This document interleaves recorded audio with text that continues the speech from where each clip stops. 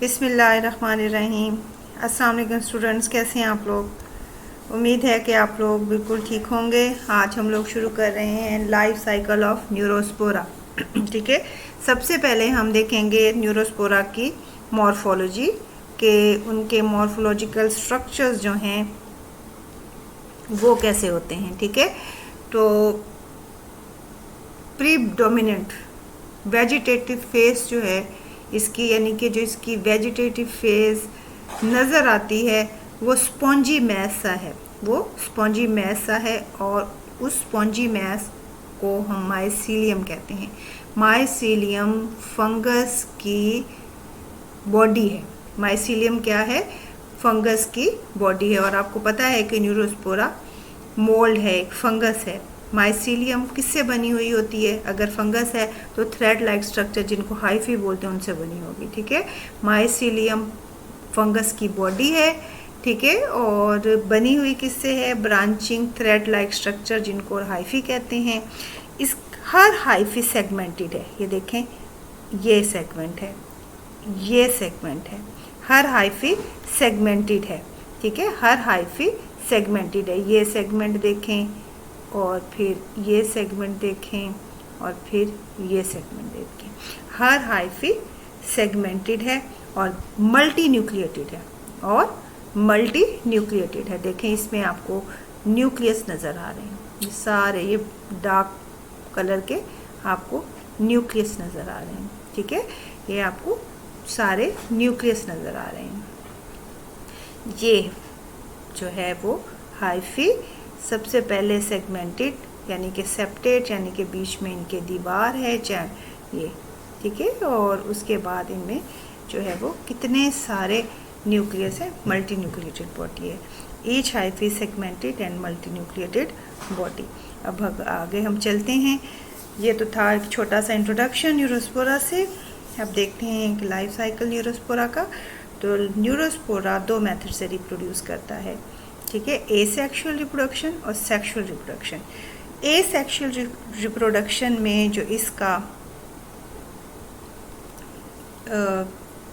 Dominant propagation का तरीका है, एसेक्सुअल रिप्रोडक्शन, इसमें डोमिनेंट प्रोपगेशन, अपनी नस्ल को बढ़ाने का, प्रोपगेट क्या करने का, अपनी नस्ल को बढ़ाने का एक डोमिनेंट फॉर्म है। एक सबसे ज़्यादा इस्तेमाल करने वाला जो अपनी तरीका है वो इसका एसेक्सुअल रिप्रोडक्शन है।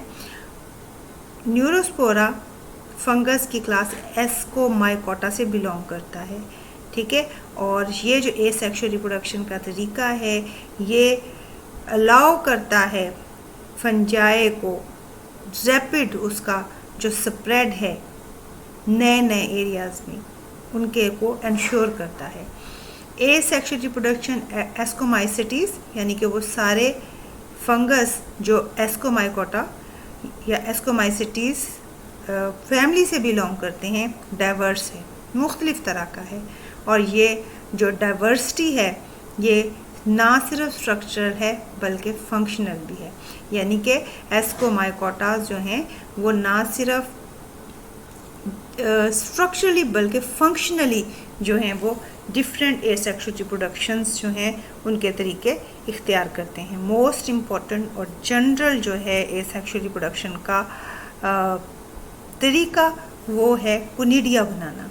वो कुनिडिया बनाना, कुनिडिया को निडियोस्पोर भी कहते हैं। कुनिडिया को निडियोस्पोर भी कहते हैं। ठीक है, कुनिडियोस्पोर भी कहते हैं। ठीक है, सबसे पहले मैं आपको एक दफ़ा दिखा दूं कि कहाँ है कुनिडिया। ठीक है, यही हाइफी है, यही हाइफी है। ठीक है, इसकी जो टिप है वो पिंच ऑफ हो जाती है। टिप जो है वो पिंच ऑफ हो जाती है। ये देखें, इसकी टिप ये पिंच ऑफ हुई हुई है। ठीक है, ये इसकी टिप जो है वो पिंच ऑफ हो जाती है। ठीक है, ये 1 2 3 4 5 6 कोनिडिया इसमें, और 1 2 3 4 कोनिडिया, 1 2 3 4 कोनिडिया। ठीक है, ये देखें, किसी कोनिडिया में 3 न्यूक्लियस हैं, किसी में 2 हैं, किसी में 1 हैं, किसी में 3 हैं।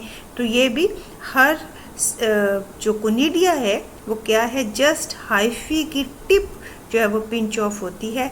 इसमें साइटोप्लाज्म होता है और इसमें ये भी मल्टी न्यूक्लिएटेड होता है। ठीक है, ये कोनिडिया जब अलग होता है, जब ये अलग होता है हाइफी से, ये देखें ये हाइफी है और ये उसके ऊपर सारे कोनिडिया बने हुए हैं, और जब ये कोनिडिया अलग होता है तो ये एक स्पोर की शक्ल बनाता है जिसको हम एस्कोस्पोर कहते हैं, जिसको हम एस्कोस्पोर कहते हैं।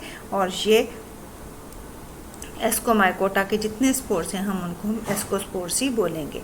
Asexual reproduction is the dominant form of propagation in Ascomycota and is responsible for rapid spread of these fungi into new areas. Asexual reproduction of Ascomycetes is very diverse from both structural and functional point of view. The most important and general is the production of conidia. अब देखते हैं कि what is conidia and how it is formed. Asexual reproduction may occur through vegetative reproductive spore. Vegetative body का हिस्सा है, ठीक है, mycelium का हिस्सा है, देखा है हमने, हाइफी का हिस्सा है, और रिप्रोडक्टिव एसेक्सुअल रिप्रोडक्शन के लिए रिस्पॉन्सिबल जो स्पोर हैं उनको हम कोनिडिया कहते हैं या कोनिडियोस्पोर्स कहते हैं। ये एसेक्सुअल और नॉन मोटाइल हैप्लॉइड स्पोर्स हैं।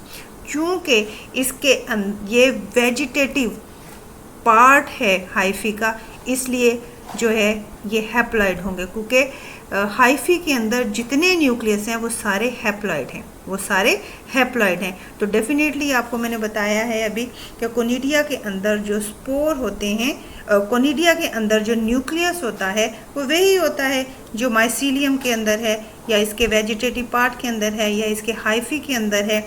ठीक है, तो माइसीलियम की हाइफी के अंदर जितने न्यूक्लियस हैं वो हैप्लॉइड हैं, तो वही न्यूक्लियस जो हैं वो कोनिडिया का हिस्सा हैं, तो वो भी हैप्लॉइड ही होंगे। ठीक है, और ये कहाँ बनते हैं? ठीक है, these asexual non motile haploid spores are typically form at the end of specialised hyphae. मैंने आपको टिप बोला, टिप भी ठीक है, और ये end of the specialised hyphae, यानी कि कौन सी हाइफी? वो हाइफी जिसकी टिप पर कोनिडिया बनते हैं उनको हम कोनिडियोफोर्स बोलते हैं। अब स्पोर्स और फोर्स में फ़र्क है। ठीक है, हाइफी जिनके अंदर, वो हाइफी जिनके ऊपर कोनिडियोस्पोर बनते हैं, हम उन हाइफी को कोनिडियोफोर्स बोलेंगे। ठीक है, कोनिडियोफोर्स क्या है? सिंपली ब्रांच ऑफ ब्रांचेज हैं माइसीलियम की।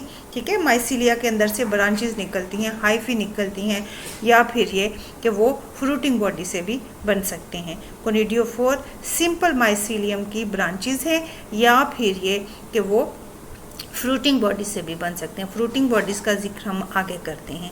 ठीक है, कोनिडियोफोर की टिप जो है वो जस्ट पिंच ऑफ होती है और डेवलप होती है कोनिडियोस्पोर में या कोनिडिया में। कोनिडियोस्पोर्स में भी डिस्पर्स, और इनका डिस्पर्सल देखते हैं, क्योंकि हमने देखा है कि ऊपर कि ये फंजाई की रैपिड जो डिस्पर्सल है नए एरियाज में उसको इंश्योर करता है। तो डेफिनेटली ये जो कोनिडियोस्पोर्स हैं ये वहाँ पहुँचकर जर्मिनेट करते हैं। इनको डिस्पर्स कौन करता है? बिखरते ये कैसे हैं? ये पानी से, हवा से, या फिर किसी एनिमल की बॉडी से लगकर ये बिखर जाते हैं, और जहाँ ये जिस एरिया में जाकर ये गिरते हैं वहाँ पर ये फिर जर्मिनेट करते हैं और वहाँ पर फंगस ग्रो करती है। ठीक है, इसके अलावा न्यूरोस्पोरा क्रसा में सेक्सुअल रिप्रोडक्शन भी होती है, और सेक्सुअल रिप्रोडक्शन में डेफिनेटली हमें मेटिंग टाइप्स देखनी होंगी। तो 2 मेटिंग टाइप्स इसमें होती हैं। इनको हम यहाँ पर जो है वो टाइटल दिया है कैपिटल ए और स्मॉल ए से, डिनोट किया है इसको कैपिटल ए और स्मॉल ए से। ठीक है, इन दोनों में ये दोनों मेटिंग टाइप्स जो सेक्सुअल रिप्रोडक्शन में हिस्सा लेती हैं उनमें मॉर्फोलॉजिकल डिफरेंस बिल्कुल नहीं होता, एक जैसा नज़र आती हैं दोनों हाइफी या माइसीलियम की 2 हाइफी जो सेक्सुअली रिप्रोड्यूस कर रही हैं, उनमें कोई फ़र्क नहीं होता। दोनों स्ट्रेन जो हैं वो एक जैसे सेक्सुअल स्ट्रक्चर होते हैं। उनमें किसी भी स्ट्रक्चर को हम एक्सक्लूसिवली नहीं कह सकते कि ये मेल है ये फीमेल है। कुछ हिस्सा हो सकता है इसकी माइसीलियम के अंदर ऐसे हाइफी हों जो एज अ मेल काम एज अ मेल जो हैं वो काम कर रहे हों, और कुछ हाइफी जो हैं वो उसी माइसीलियम के किसी और पार्ट में एज अ फीमेल काम करे। तो इसमें हम इनके सेक्सुअल स्ट्रक्चर्स में कोई फ़र्क नहीं होता और कोई स्ट्रेन नहीं है जिसको हम कहें कि ये मेल है और ये फीमेल है। लेकिन फिर भी हम इनको डिफ्रेंशिएट कर लेते हैं कैसे कि वो हाइफी जो न्यूक्लियस रिसीव करती है उसको हम कह देते हैं फीमेल, और जो न्यूक्लियस देती है हम उसको कह देते हैं मेल। ठीक है, तो however as a recipient the protoperithecium of both A and A can be thought of as female। ठीक है, अगर रिसीव कर रही है तो हम उस हाइफी को कहेंगे कि ये मेल है, और अगर जो दे रहा है न्यूक्लियस या फर्टिलाइज कर रहा है उसको हम कहेंगे कि ये मेल पार्टिसिपेंट है। एंड फर्टिलाइजिंग कोनिडियम, और जो फर्टिलाइज कर रहा है कोनिडियम को उसको हम कहेंगे कि ये मेल पार्टिसिपेंट है। ठीक है, इसको एक दफ़ा फिर मैं आपको बता दूं कि इसको देख लें कि दोनों strain have same sexual structures, neither strain कोई स्ट्रेन भी can be regarded as exclusively male. उसको हम ये नहीं कह सकते कि ये मेल ही है और ये हमेशा मेल ही रहेगी या फीमेल, नहीं कह सकते।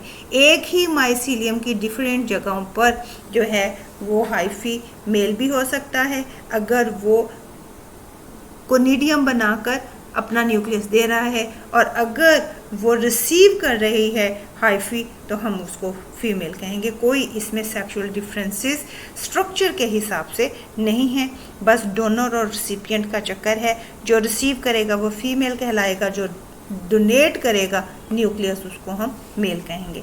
अच्छा, अब जो है formation of female reproductive structures, female reproductive structure जो है उनको हम प्रोटोपेरिथीशियम भी बोलते हैं। ठीक है, सिंगुलर होगा प्रोटोपेरिथीशियम और प्लूरल है प्रोटोपेरिथीशिया। ठीक है, sexual fruiting bodies which are called perithecia. Sexual fruiting bodies को हम क्या कहते हैं? पेरिथीशिया। सेक्सुअल फ्रूटिंग बॉडीज को हम क्या कहते हैं? Perithecia. Can only be formed when two mycelia of different mating type come together। जब डिफरेंट मेटिंग टाइप के माइसीलिया जो हैं वो एक दूसरे के नज़दीक आते हैं तो सेक्सुअल फ्रूटिंग बॉडीज़ जो हैं वो बनती हैं, और इन सेक्सुअल फ्रूटिंग बॉडीज़ को हम पेरिथीशिया कहते हैं। Both can form abundant protoperithecia. ठीक है, और दोनों हैं वो क्या है? बहुत सारे प्रोटोपेरिथीशिया बनाते हैं। फीमेल और प्रोटोपेरिथीशिया क्या है? फीमेल रिप्रोडक्टिव स्ट्रक्चर है, यानी कि यहाँ पर जो है वो फर्टिलाइजेशन होगी, रिसीव करेगी ये वाली पेरिथीशिया न्यूक्लियस, तो हम इसको कहेंगे फीमेल रिप्रोडक्टिव स्ट्रक्चर।